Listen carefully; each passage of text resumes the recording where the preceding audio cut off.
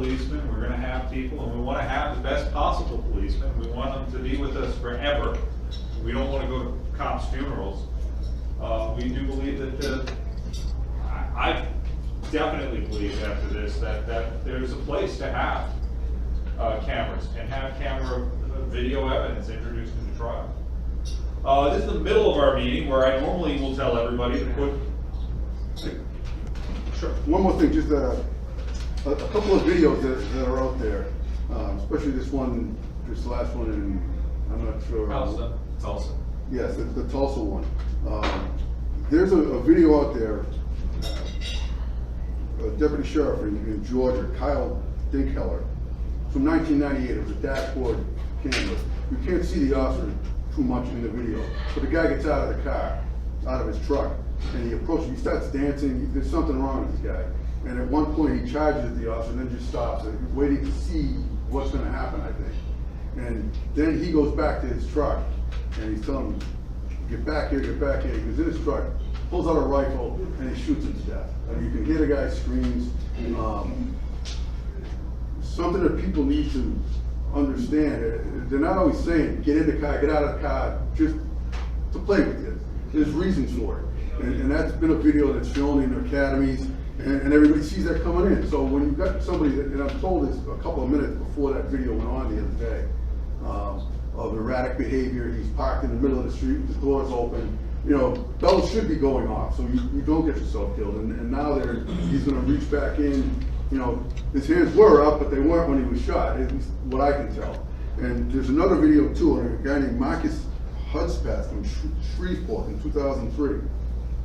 There was a chase, and the cruisers all had dash cams. And the thing with dash cams, if you park the car, you get that view no matter what. And they ended up, this guy started to flee from them, and they ended up shooting him. And the first two dash cams, you look at it and say, these guys should go to jail. There was no need for this. And the third one just fortunately caught it. And what turned out to be a cell phone, he had in his hand, but he starts coming up like it's a gun. It may have been a suicide by cop mission. And everybody won summary judgments when they were sued. But had that third camera not been there, it would have been a totally different outcome. So just because something's on camera does not mean you're getting the whole story. Absolutely true. And, you know, sorry, violence, thank God there's no cameras. Oh, wait a second. Chris, you're going to edit that, so we're going to take a short press, right? We got that. Too many witnesses. These issues are complex issues. These are issues that we have to talk about and we have to face rationally, detached, and seriously. But the obvious truth and what we're experiencing in our nation now is that there are politicians that are able to make people vote for them by standing on the bodies of dead Americans, one way or the other. And I see the cameras as part of the solution to this problem. And the cameras got to be on the politicians as well. Amen.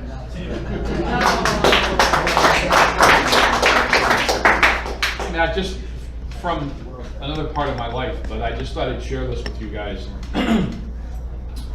There's now a new movement in the commercial trucking industry, meaning medium-duty trucks, 18 feet, box trucks and bigger, tractor trailers.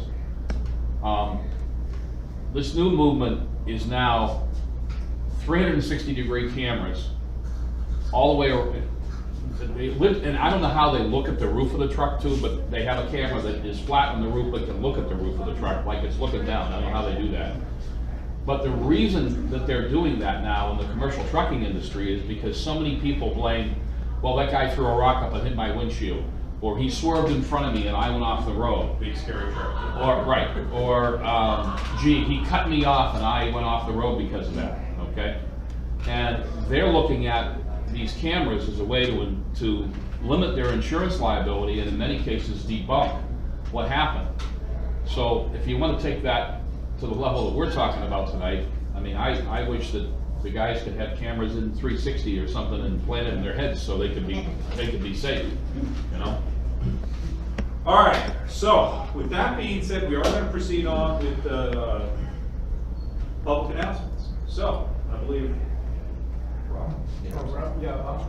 Actually, my good friend Fred here.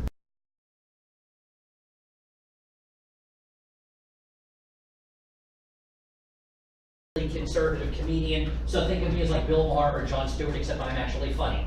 Now, I have been going all over this country. It's been the last time on the road 300 days a year. So, first things first, a couple of administrative notes. Number one, I was one of the first 6 people who got through to the Obama exchange on the very first day. It's a source of pride with me. I called up, I said, hello, is this the Obama exchange? They said, yes. I said, I'd like to exchange Obama for a good president. And I got the message in the mail, declined, spelled badly. And I know some of you are worried about a government shutdown because the left threatens to shut down the government every few months in the hopes that we will get the blame. I know it affects you all very deeply when the government shuts down. So here's how I explain the government shutdown to people all around the country. The government shutdown is like my ex-girlfriend threatening to give me the silent treatment while I'm watching football. Exactly right. The government shutdown is like the French going on strike. How can you tell?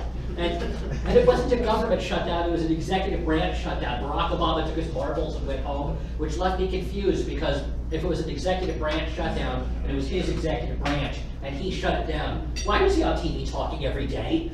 By the time it was over, I didn't care about a government shutdown, I just wanted a government shut up.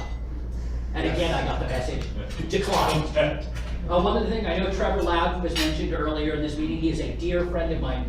Liberals are such throat slitters. You know, you can't have 2 people doing the same event. Trevor and I have done events together because we have totally different styles. And there have been times where he's had events and he said, Eric, you're in town. Why don't you come for a few minutes and bring your book? I'm like, but Trevor, you're selling your book. He's like, don't worry about it. And so when Trevor was on my turf and I had a speaking event, I said, Trevor, get on the stage, and we're both selling our books together in harmony. And when I sat in front of the room with Trevor, so don't think I'm saying this behind his back, because I've said it to his face, my book is actually better than Trevor Loudon's book. And the reason why, because he can't brag about this, my book is endorsed on the back by Trevor Loudon. So, it's true, you can look at it. It's true, you can look at it. No, he really is fantastic. Now, last disjointed remark, I guess they're over there. There's a pair of shades there. I didn't walk them over here. It's not a Los Angeles-based fashion statement why I wear shades all the time. I recently had LASIK eye surgery, one of the best things I ever did. I can see everything crystal clearly now. So the question then becomes, what do you call somebody named Eric who can see everything crystal clearly? Then the answer is, well, you don't call him Attorney General. And if President Obama wants to reduce the level of gun violence in America, sir, I have good advice. Please tell your current Attorney General not to be a gun runner. Yes. And if I hear one more time guns and schools and death and the only solution is an outright ban, I'm going to say, yeah, you know what, you're right, outright ban, let's just shut down the public schools. Enough nonsense. As somebody who lives in Los Angeles among a bunch of leftist basket cases, let me tell you what an honor and a privilege it is to be among so many of my fellow gun-toting, Bible-thumping, flag-waving, tax-hating, freedom-loving, patriotic Americans who are going to take back this country and send Hillary Clinton and Barack Obama to the nursing home where they belong.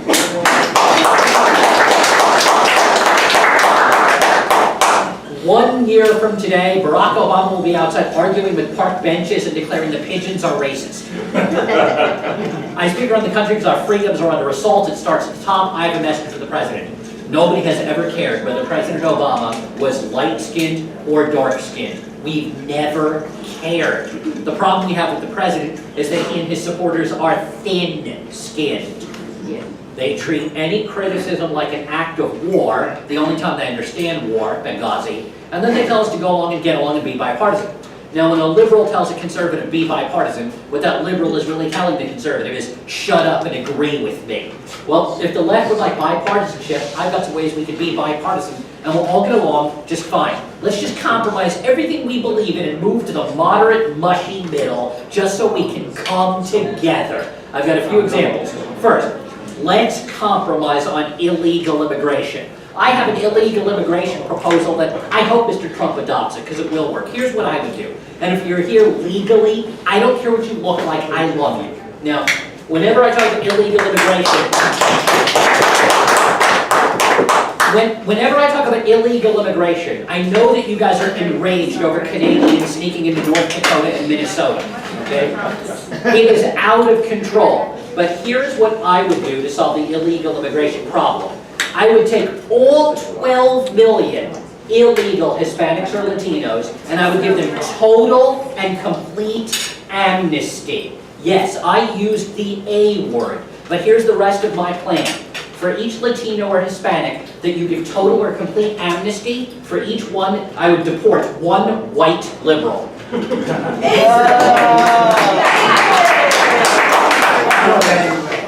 That would make both Mexico and the United States more diverse, multicultural nations.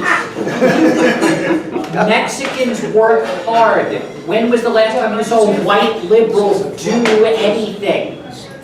Being a Kennedy Trust Fund kid is a lifestyle. It is not a career. Look at California. Every bad idea in America starts with rich white liberals. Only rich white liberals care about climate change. Okay? Only rich white liberals care about the Washington Redskins name. They don't care what you call them, blacks and Hispanics. They just want them to go 9-7 and make the playoffs. They're just tired of the losing. Okay? Every bit of blacks and Hispanics care about putting food on their table and getting to school and work without being shot to death because they live in areas controlled by rich white liberals. Only rich white liberals argue about the price of the salad bar at Sizzler and Golden Corral. Okay, only rich white liberals walk into the 7-Eleven with a week-old cup and demand a free refill. Everybody else pays for it. So, here's what I would do, because look who messed up California. Jerry Brown, Barbara Boxer, the Pelosi Raptor, Dianne Feinstein. Rich white liberals. So here's how I would fix California. I would hold a triple L, a kick his hide 6 ways from Sunday. Do not get involved in birth certificates. The next time somebody brings up birth certificate, say, I want to see Nancy Pelosi's birth certificate because I want proof that she's from planet Earth. Now, that's why I became a conservative. I became a conservative because I'm the son of a Holocaust survivor, and when you are the son of a Holocaust survivor, you will not have an ounce of sympathy growing up for anything as long as you live. Teenage angst did not exist in my household. Praise was not doled out. You did the right thing because it was expected of you. Heaven help you if you didn't. I remember at age 14, I tried to convince my father that social studies class was too difficult and oppressive. My father looked at me unsympathetically and asked, "Did the teacher try to shoot you?" I said, "No, Dad." He said, "Get upstairs." Books, learn, personal responsibility, no victocrats in this household. Now, my parents are in South Florida. They had the butterfly ballot designed by the left men for the left men to elect conservatives. My dad looked at me in 2000 and said, "Son, if your mother and I ever get to the point where we can't figure out a ballot, or we are too feeble to push the thing all the way through, son, at that moment we will have become liberals, euthanize us, the house is yours." My parents are still complaining in South Florida. My dad's like, "We've got to secure the border." I said, "Dad, what have the Cubans ever done to you? They're conservatives. What's the problem? What do you have against Marco Rubio and Ted Cruz?" But I said, "Son, I'm talking about the northern Florida border. The New York liberals keep coming." He wants us to get our best sharpshooters at the Citadel in South Carolina, keep them from reaching Georgia. Florida, Arizona, California, Texas, overrun by parasites who drain the state of services, don't work, demand new services, speak a language I don't understand, I don't recognize my own country anymore, all because worthless parasites take and give nothing back. Of course, I'm talking about AARP liberals. They're all rich, white liberals. Okay? Again, Mexicans work hard. White liberals don't do anything. Now, again, don't fall into the traps the left is going to try to set for you. I've even promoted the president based on all the successes from president to inspector because his greatest contemporaries are Clouseau and Gadget. And I know that he likes to say, "I got bin Laden." No, Rahm O'Neill got bin Laden using Bush-Cheney interrogation techniques that Obama wants to make illegal. But you know what? Despite all of Obama's bungling, I'm still so glad that Osama bin Laden is, to this day, burning underground with 72 Helen Thomases. Gaddafi was not so lucky, he got stuck with 72 Katie Courics. Joy Behar was turned down, cruel and unusual punishment under the 8th Amendment even for terrorists. Now, I will leave you with a gender story and a racial story to bring it home because all the left has is identity politics. People are like, well, Eric, you're a white male. You can't talk about race and gender, okay? Thanks to Caitlyn Jenner, RuPaul, and Rachel Dolezal, I can be whatever I want. I am now a black woman. And if you have a problem with that, you're a racist and a sexist. Now, my fellow black women, let's talk, sisters, okay? I will start with the gender story. You all remember who Sandra Fluck was, right? Yeah. She was the girl who wanted free stuff that was not free, paid for by the government, meaning you, the taxpayers. Well, first of all, it shouldn't have even been an issue. She united everybody. Gay men, straight men, lesbian, straight women, nobody wanted to go out with her. She's heinous. But somehow she found a blind metrosexual beta male, got into the altar, and got married. So if she is allowed to have her needs paid for by the government, then I, in the name of gender equality, hero of feminism that I am going to go to the college campuses, and I am going to organize the Million Frat Boy March, because hashtag Frat Boy Lives Matter. And I'm going to make sure that these young men have their reproductive needs paid for by the government. Scented candles, Marvin Gaye and Barry White records. It still works. And if they look like Sandra Fluck, lots and lots of hard alcohol. And as one conservative lady said to me, in paperback, she's a three-bagger. So, the next time they play that war on women, here's my message to them, and this is the only time I will use salty language, so men, cover your ears. My message to Sandra Fluck and Hillary Clinton and Wendy Davis in Texas and Elizabeth Warren and Barbara Lee in Oakland and Barbara Boxer and the Pelosiraptor and Sheila Jackson Lee in Texas and Debbie Wasserman Schultz in Florida and Barbara Mikulski, the next defensive tackle for the Baltimore Ravens. My message to all of these ladies, take your fake feminism, your phony war on women, and shut the Sandra Fluck up.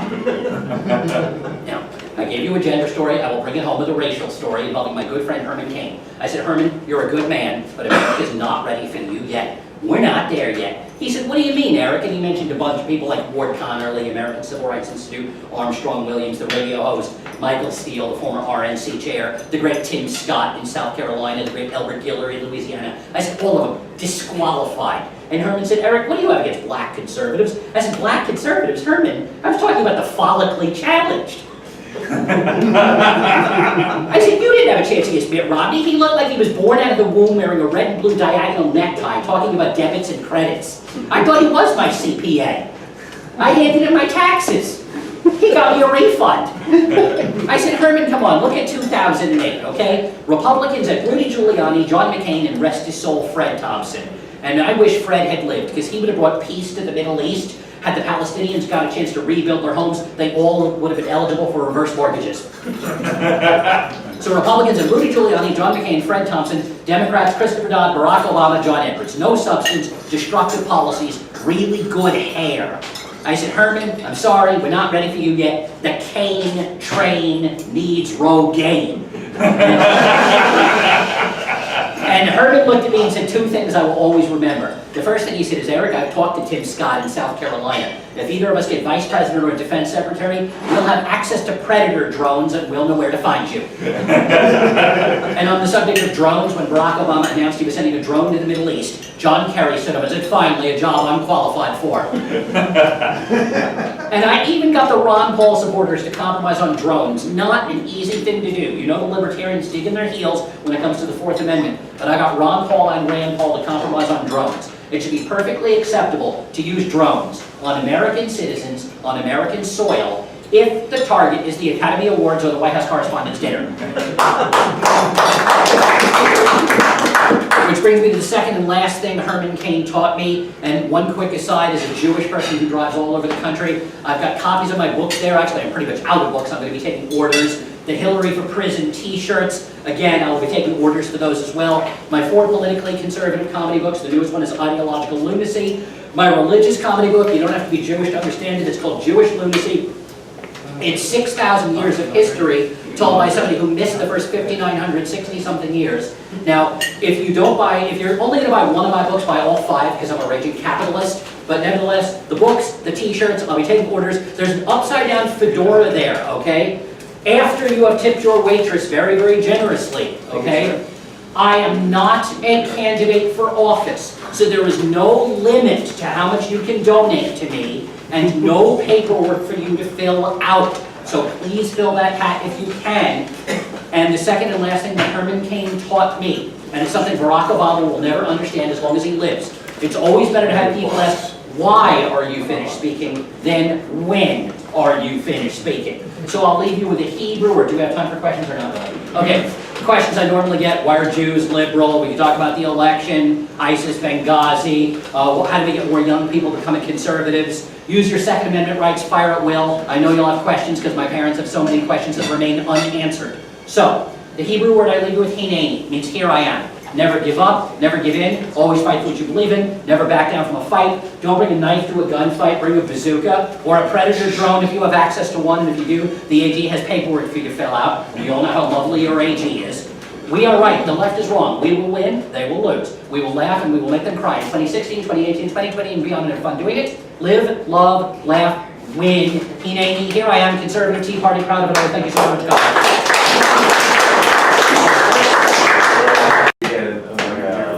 College liberal crowd. You know what? College students are the absolute worst because they're cheapskates who don't buy books because they're broke. I absolutely despise the young people. I wish we could raise the voting age to 30. By the way, everything I say is on the record. No, really, bottom line is with the young people, you have to speak to them in their language. So what I do is, the girls are the ones you have to talk to. The boys will always be easier to deal with than the girls because the boys do whatever the girls tell them to do. And that does not change as we get older. Okay, a quick aside, my grandparents were married 67 years, and my grandpa taught me the secret to a happy marriage. He said, Eric, we agreed when we got married 67 years ago that I, as the man of the house, would make all the major decisions. Your grandmother is the woman, she'd make the minor decisions. I said, Grandpa, how'd that help you have a happy marriage? He said, we've been so blessed by God that in 67 years we've never had to make a major decision. So, you know, really just get the boys by getting to the girls. Show the girls that on 9/11 the terrorists murdered thousands and thousands of trees. They killed bunny rabbits. Now you've got the environmental activists and the animal rights activists, okay? And then the boys will soon follow. Teach the boys that if Daddy gets his tax cut, then Junior gets to take the expensive sports car on his date and tell the girl it's his. If Daddy does not get his tax cut, then Junior either A, gets the jalopy with Daddy at the back making embarrassing comments at the worst possible time, or Junior gets his bus pass. Okay, the kid just learned supply-side economics, okay? So you just explain it to them that way. The boys just want to appear cool. And they're born into this world being neocons. They watch Rocky and Rambo and the Expendables. They like to blow stuff up. So when you hear boys talking about like beta male stuff like chlorofluorocarbons, they don't even know what they're talking about. It's a girl they want to go out with. One last one, and make it a good one, and then I'll wrap it up with 1 minute of political strategy. Nobody has anything? Okay, bottom line. The only thing I care about is winning and governing. In politics and in football, there's winning and there is garbage.